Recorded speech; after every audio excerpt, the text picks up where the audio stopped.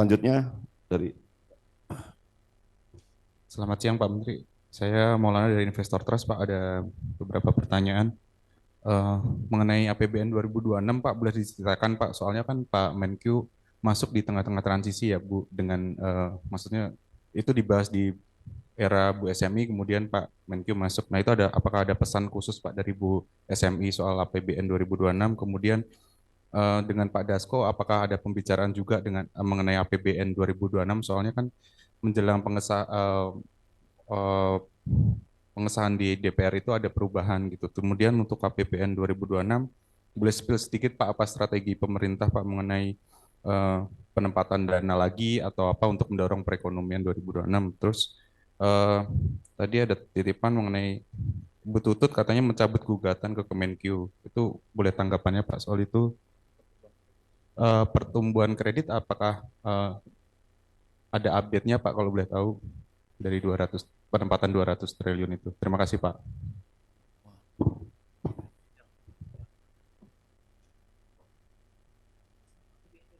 Yang ketiga apa tadi? pertumbuhan kredit Pak, Buatan siapa? Oh, sama Bu Tutut Pak. oke. Jadi pesan khusus nggak ada pesan sponsor nggak ada juga. Jadi saya nggak apa-apa. Jadi anggaran yang existing juga nggak jelek, bagus saya pikir. Apa yang saya rubah pusing-pusing di ujung-ujung kan nggak keburu kan. Hanya saja ada satu perubahan yaitu transfer ke daerah yang ada tambahannya sebesar 43 triliun. Ini emang diperlukan karena saya pikir kan kita lihat tuh keributan di daerah karena anggaran yang dipotong terlalu banyak sehingga mereka over kreatif menciptakan langkah-langkah untuk menutup anggarannya dengan secepat mungkin. Akibatnya pajak-pajak naik nggak kira-kira tuh. Jadi saya minta ke waktu itu Menteri Dalam Negeri mengusulkan revisi untuk transfer ke daerah. Yang waktu saya ke beliau, saya tanya apakah yang sudah cukup? Dia bilang sudah cukup. Ya udah, saya penuhi semuanya yang dia minta tanpa koreksi Rp1 pun. Jadi harusnya itu sudah cukup untuk menangkan keributan di daerah. Terus penempatan dana, sebenarnya penempatan dana itu bukan langkah istimewa, itu hanya cash management. Yang saya pastikan nanti adalah langkah-langkah saya dalam manage cash APBN tidak mengganggu sistem finansial di Indonesia. Dalam pengertian nggak kebanyakan ganggu nyerap sehingga uangnya nggak ada di sistem dan ekonominya berhenti lagi. Saya akan monitor itu ke depan dengan terus-terusan dan hati-hati. Jadi pada prinsipnya adalah kita akan fokus jalankan kebijakan fiskal yang ada, yang sudah dibuat, pastikan penyerapannya tepat waktu, tepat sasaran dan nggak bocor-bocor. Tetap saja saya monitor nanti pertengahan tahun sudah kelihatan tuh mana yang bisa jalan, mana yang enggak. Saya akan ambil yang nggak bisa jalan. Saya akan distribusikan ke program-program yang lebih siap. Jadi sama approach-nya, efisiensi anggaran, tapi bukan dengan motong, tapi dengan belanja tepat waktu, tepat sasaran dan nggak ada kebocoran. Harapan saya dengan seperti itu, sektor pemerintah bisa dorong ekonomi dan swasta juga bisa dorong ekonomi pada saat yang bersamaan karena uang di sistem perekonomian cukup. Kalau itu sih harusnya untuk 6% nggak terlalu sulit untuk pertumbuhan ekonomi 6%. Gugatan dengan Mbak Tutut sampai mana? Sudah dicabut oleh Mbak Tutut ya, kita hormati. Uh, saya udah ketemu dengan Mbak Tutut, ya udah diskusi lah ini itu. Pada dasarnya dia menghormati langkah-langkah yang diambil oleh pemerintah. Pertumbuhan kredit, saya lupa angkanya. Tadi tuh rata-rata kemarin kalian Mandiri hampir 70%, yang dari 200 triliun itu ya. Yang lain juga di atas 50%, yang agak lambat mungkin BTN. Tapi katanya tadi BTN minta menghadap saya di rootnya. Mungkin dia akan klaim 100% sekarang. Jadi gini, dengan tadi penempatan dana, bukan penempatan ya, saya pindahkan dana saya sebagian di bank-bank itu, mereka sekarang tahu saya monitor itu sehingga mereka tidak akan membiarkan uang itu nganggur berlama-lama. Jadi kemungkinan besar kebijakan saya untuk menggeser uang tadi ke perbankan akan berdampak positif lebih cepat dari yang sebelumnya. Bang, apalagi mau kata? BRI juga bilang sudah hampir habis. Jadi sekarang mereka berlomba-lomba menghabiskan uang itu. Untuk saya, uangnya nggak habis, masih di bank, masih punya saya juga sebesar itu 200 triliun. Orang-orang kan, teman-teman kan suka ada yang mikir parsial dalam pengertian begini. Kalau uangnya dihabisin, dipakai berarti habis dong uang banknya. Ya enggak juga. Begitu uang banknya dipakai, misalnya disalurkan, ya orang yang minjem kan naruh uangnya di bank lagi. Jadi masalahnya ke bank.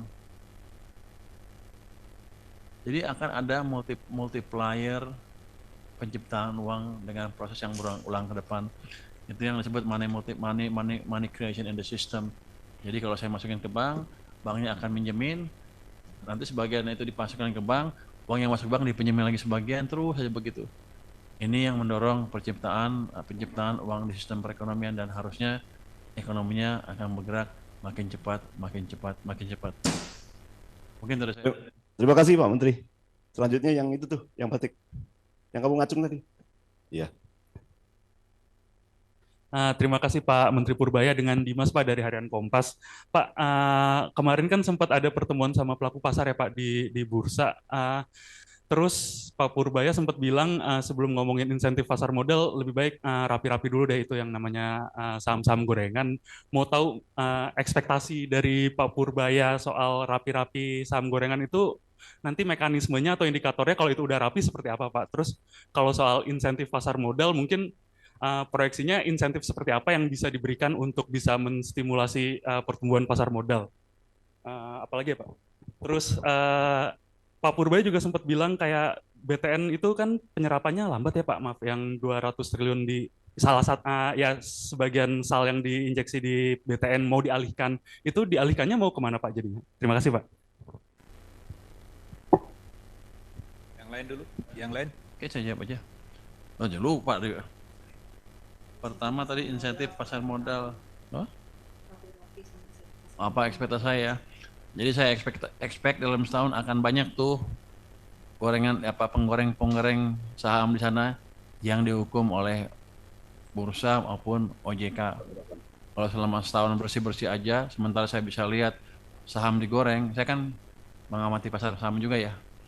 Ada yang menggoreng-goreng, sebagian juga saya kenal yang pemainnya, yang ikut bukan main ya, yang bukan market makernya tapi yang ikut, yang bilang ke saya itu digoreng gitu.